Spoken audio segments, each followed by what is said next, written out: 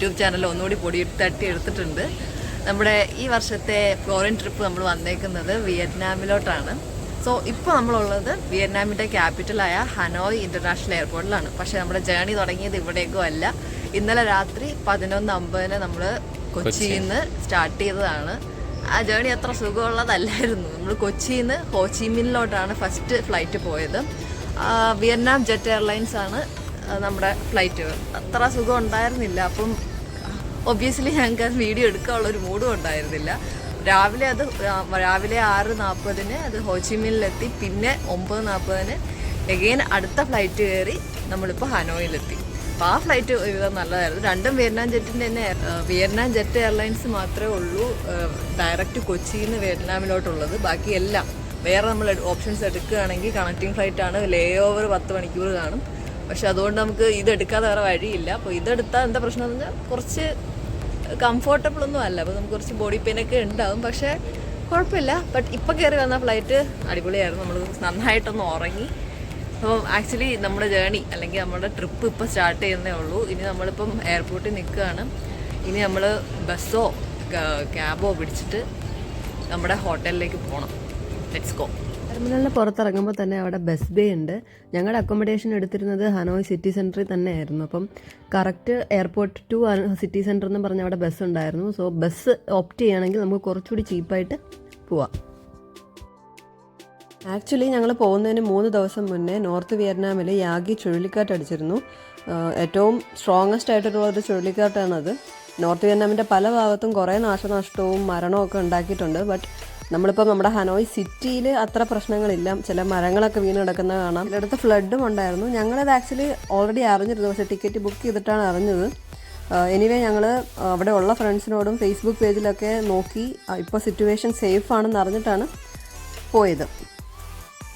നമ്മുടെ ഹോട്ടലിൻ്റെ location Google മാപ്പിൽ ഇട്ടു. എന്നിട്ട് ഹോട്ടലിനോട് അടുത്തെത്താറായ ഒരു സ്റ്റോപ്പ് എത്തിയപ്പം ബസ്സിൽ നിന്ന് ഇറങ്ങി.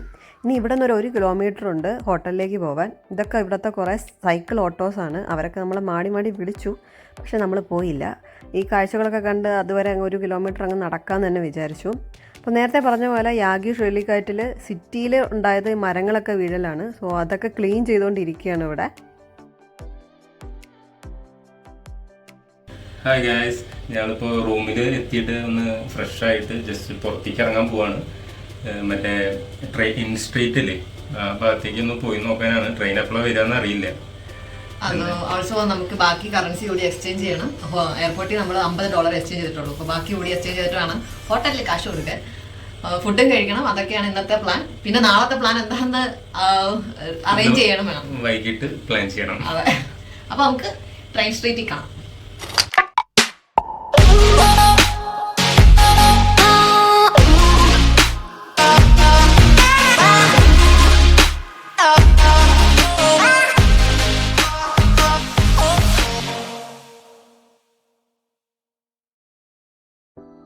ഹനോയ് ഒരു ബിസി സിറ്റിയാണ്. ഇവിടെ നിറയെ തിരക്കുള്ള റോഡുകളും നല്ല തിരക്കുള്ള ജംഗ്ഷൻസൊക്കെ ഉണ്ട്.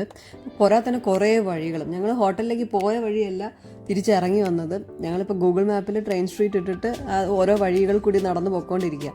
അപ്പം റോഡിൽ കൂടി തന്നെയാണ് ഞങ്ങളും വണ്ടികളും പോകുന്നത്. അപ്പം വണ്ടികൾക്ക് അതിനനുസരിച്ചുള്ള സ്പീഡേ ഉള്ളൂ. കാരണം 2 സൈഡിലും ഫുൾ സ്ട്രീറ്റ് മാർക്കറ്റ്സ് ആണ്. അപ്പം അതനുസരിച്ചുള്ള കൺട്രോൾ അവിടുത്തെ വണ്ടികൾക്കുള്ള പോലെ എനിക്ക് തോന്നി.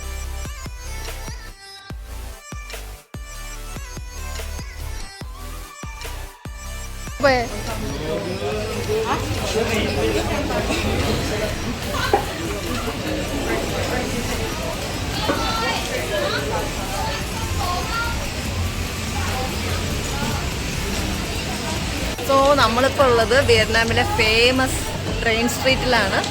ഇവിടെ ആൾക്കാരെല്ലാം ഫോട്ടോ എടുപ്പിൻ്റെ ഒരു ബഹളമാണ്. ഇവിടെ ട്രെയിൻ വന്നിട്ടില്ല. എല്ലാവരും ഫോട്ടോ ഒക്കെ എടുക്കുന്നു. ഇവിടെ നിറയെ കഫേയാണ് 2 സൈഡിലുമായിട്ട്. അപ്പോൾ നമ്മൾ അവിടെ നിന്ന് ഫുഡൊക്കെ വാങ്ങിച്ചാൽ ട്രെയിൻ വരുമ്പോൾ ഇവിടെ ഇരിക്കാം എന്നുള്ള സംഭവമാണ്. എന്നാലും നല്ലൊരു അടിപൊളി സ്ഥലം. കൊള്ളാം. നല്ല വൈബുള്ള സ്ഥലം.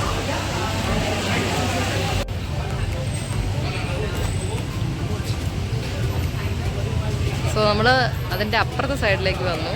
ഇത് കുറച്ചുകൂടി അടിപൊളിയായിട്ടുണ്ട്.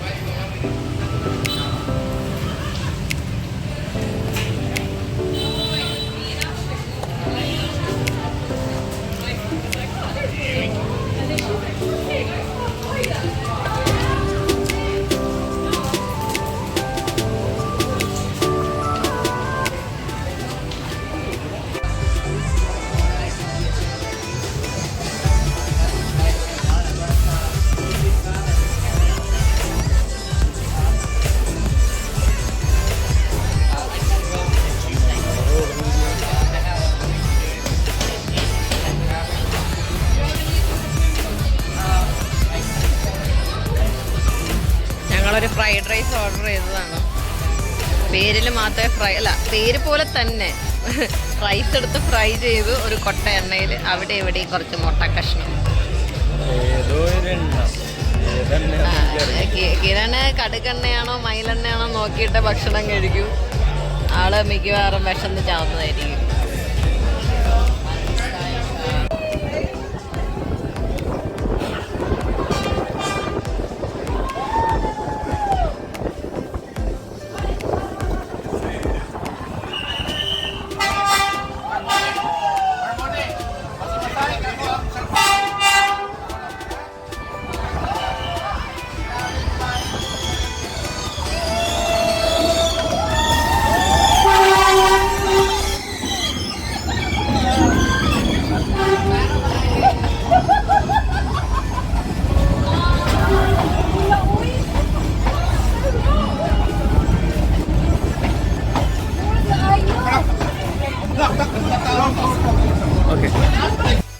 ട്രെയിൻ സ്ട്രീറ്റ് അടിപൊളിയായിരുന്നു. ഇഞ്ചസ് വ്യത്യാസത്തിലാണ് ട്രെയിൻ നമ്മുടെ അടുത്തുകൂടി പൊയ്ക്കൊണ്ടിരുന്നത്. ബോത്ത് ലോക്കൽസും ടൂറിസ്റ്റും ഒരുപോലെ എൻജോയ് ചെയ്യുന്നൊരു സ്ഥലമാണിത്.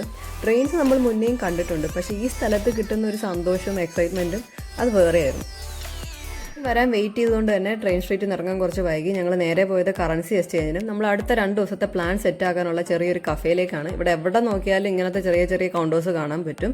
എൻ്റെ ഫേസ് കണ്ടാൽ തന്നെ അറിയാം ഞങ്ങൾ ഫുൾ ടയേർഡായി. ഇന്നലെ രാത്രി ഉറക്കമൊന്നും ശരിയാവാത്തതുകൊണ്ടാണ്. ഇവിടുത്തെ കറൻസിയുടെ കാര്യം പറയുകയാണെങ്കിൽ ഇവിടെ എല്ലാം മില്യൺസിൻ്റെ കളിയാണ്. 100,000 500,000 എന്നൊക്കെയാണ് അവരുടെ നോട്ട്സ് വരിക. വാല്യൂ വൈസ് നമ്മൾ ഒത്തിരി കൂടുതലാണെങ്കിലും എനിക്ക് അവിടെ ചീപ്പാണെന്ന് തോന്നിയില്ല. കാരണം നമ്മുടെ നോട്ട്സിൻ്റെ കൂടെ ഒരു 1000 കൂടി അവരുടെ നോട്ട്സിൽ കിടക്കുന്നു. ഏകദേശം വിലയും ഒക്കെ കൂടുതലാണെന്ന് ഞങ്ങൾക്ക് തോന്നിയിട്ടുള്ളൂ. അങ്ങനെ ഈ ചേച്ചിയുടെ കയ്യിൽ നിന്ന് നമ്മൾ $200 എക്സ്ചേഞ്ച് ചെയ്തു. ഓൾസോ ഇവിടെ നിന്ന് തന്നെ ഡേ ടൂറും നമ്മൾ സെറ്റാക്കി. നമുക്ക് പോവേണ്ട 2 സ്ഥലങ്ങൾ ഓൾറെഡി നമ്മൾ ഗൂഗിളൊക്കെ ചെയ്ത് കണ്ടുപിടിച്ച് വെച്ചിട്ടുണ്ട്. അപ്പോൾ അങ്ങോട്ടേക്ക് ഡേ ടൂറ് ഇവർ തന്നെ ട്രാവൽ അറേഞ്ച് ചെയ്ത് തരും. നമ്മൾ ജസ്റ്റ് റെഡിയായി നിന്നാൽ മതി, ഇവർ വന്ന് നമ്മളെ കൊണ്ടുപോകും. അപ്പം ഇതിനും അതിൻ്റെ കാശ് കൂടി ഡിഡക്റ്റ് ചെയ്തിട്ട് ചേച്ചി ബാക്കി കറൻസി നമുക്ക് തന്നു. നെക്സ്റ്റ് ഡേ നിൻബിനിലോട്ടുള്ള ഡേ ടൂറും അതിന് അടുത്ത ദിവസം ഹലോങ് ബേ എന്ന് പറയുന്ന ഒരു സ്ഥലത്തോട്ടുള്ള ഡേ ടൂറുമാണ് ഞങ്ങൾ പ്ലാൻ ചെയ്ത് വന്നത്. അപ്പോൾ അത് സെറ്റാക്കിയിട്ടുണ്ട്. നമ്മളെ കൊണ്ടുപോകുന്നവർ ബസ് വരുമ്പോൾ നമ്മളെ വിളിക്കുമെന്നൊക്കെയാണ് ചേച്ചി എന്നോട് ചിരിച്ച് പറഞ്ഞുകൊണ്ടിരിക്കുന്നത്.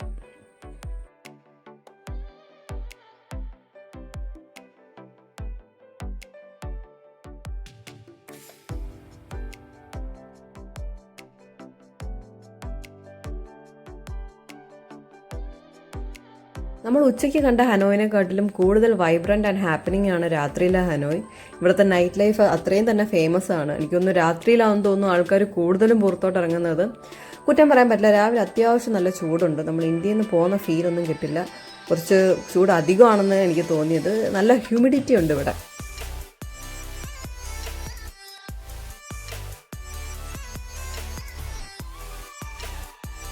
ഞങ്ങളങ്ങനെ ഇവിടെയൊക്കെ എല്ലാം അങ്ങനെ വായി നോക്കി നടന്നുകൊണ്ടിരുന്നു. കാരണം ഇവിടുത്തെ മറ്റൊരു സ്പെഷ്യൽ ഫീച്ചർ എന്താണെന്ന് വെച്ചാൽ ഇവരുടെ ഫുഡിങ് സ്റ്റൈലാണ്. എല്ലായിടത്തും ഇതുപോലെ കുട്ടി കസാരയും ടേബിളും ഉണ്ടാവും. അവിടെ ഇങ്ങനെ വട്ടം കൂടി ഇരുന്ന് കഴിക്കുക. സ്ട്രീറ്റിൻ്റെ ഇപ്പോൾ ഒരു ചെറിയ സ്ട്രീറ്റ് ഉണ്ടെങ്കിൽ, ഒരു ചെറിയ ഇടുവഴി ഉണ്ടെങ്കിൽ അതിൻ്റെ ഒരു സൈഡിൽ കുക്കിങ്ങും ഒരു സൈഡിൽ ഇതുപോലത്തെ കുട്ടി ടേബിളും ചെയറൊക്കെ ഇട്ടിട്ട് അവർ അടിപൊളിയായിട്ട് സന്തോഷമായിട്ടിരുന്ന് കഴിക്കുകയാണ് ചെയ്യുന്നത്.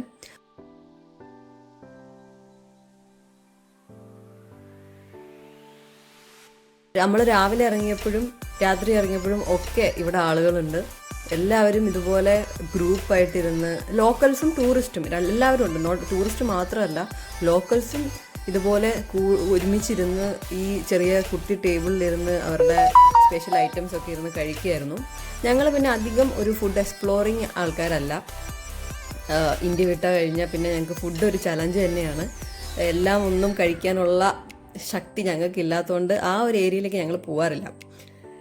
പിന്നെ ഞങ്ങൾ എന്ത് കഴിച്ചു എന്ന് ചോദിച്ചാൽ ഞങ്ങൾ ഫ്രൂട്ട്സ്, ബിസ്ക്കറ്റ്, പിന്നെ നേരത്തെ ട്രെയിൻ സ്ട്രീറ്റിൽ നിന്ന് കഴിച്ച പോലത്തെ അബദ്ധങ്ങളും ഇടയ്ക്കിടയ്ക്ക് കഴിക്കാറുണ്ട്. ഹനോയിലെ നൈറ്റ് മാർക്കറ്റൊക്കെ വരും ദിവസങ്ങളിൽ എക്സ്പ്ലോർ ചെയ്യാമെന്ന് വെച്ചു. ബിക്കോസ് ഇപ്പോൾ ഞങ്ങൾക്ക് അതിൻ്റെ ആവതില്ലായിരുന്നു.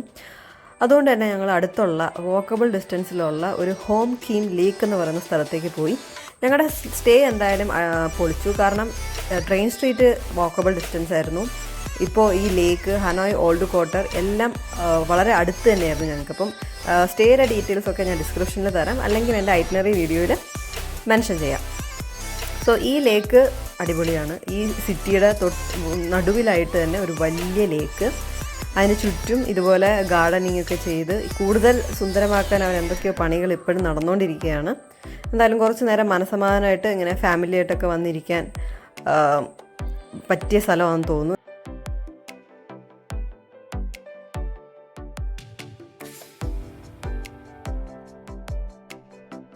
ലേക്കിൻ്റെ രാവിലത്തെ വ്യൂ ഞങ്ങൾ വരും ദിവസങ്ങളിൽ എടുക്കാമെന്ന് വെച്ചു. ഇപ്പോൾ ഞങ്ങൾ ജസ്റ്റ് ആ ലേക്കിന് ചുറ്റും ചുമ്മാ ഇങ്ങനെ തെണ്ടിത്തിരിഞ്ഞ് നടക്കാനാണ് തീരുമാനിച്ചേക്കുന്നത്. സോ ഈ വീഡിയോ ഇവിടെ അവസാനിപ്പിക്കുകയാണ്. നമുക്ക് അടുത്ത ദിവസത്തെ പുതിയ സ്ഥലങ്ങളുമായിട്ട് അടുത്ത വീഡിയോയിൽ കാണാം.